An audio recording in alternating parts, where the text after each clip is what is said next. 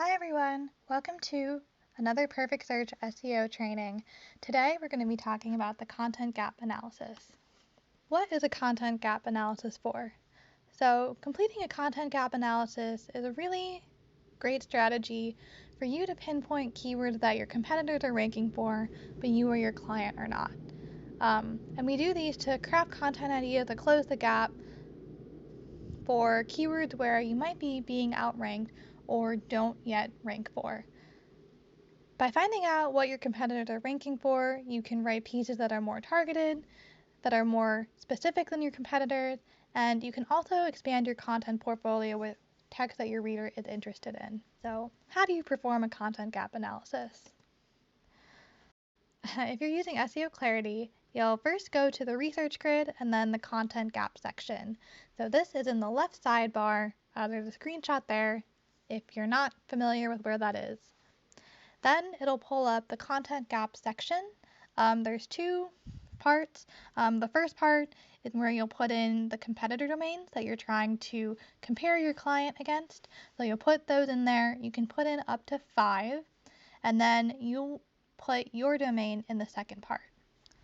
After that, seoClarity will spit out a list of keywords that has all of the keywords that your competitors are ranking for, and all of their position and the ranking URL. So you'll download all of these, and then from there, you'll try to look for trends among them, and then you'll break out the keyword trends into different tabs. So we have an example on the screen. This is one that we did for a pet client.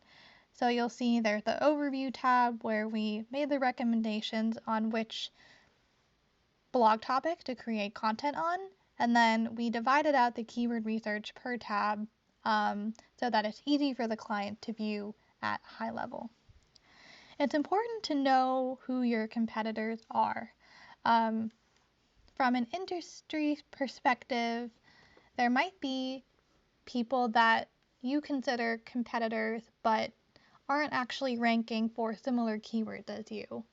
An example of this is one of our former clients.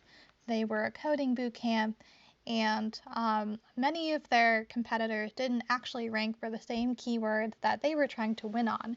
It was actually a lot of blogs that compared different schools like coding boot camps, and they had a really strong domain authority. So they were an example of a client that we did a content gap analysis for, and it wasn't someone that they were necessarily directly in competition with. You want to make sure that you don't do more than 2 competitors so that your data is easier to read.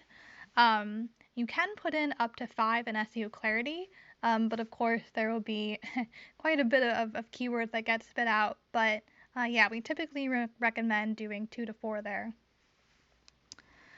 And then of course, if you do know that there are certain competitors that your client really wants to compare themselves to, make sure you include those as well. So once you have your content areas that you've decided, adjust your content calendar to fit that in.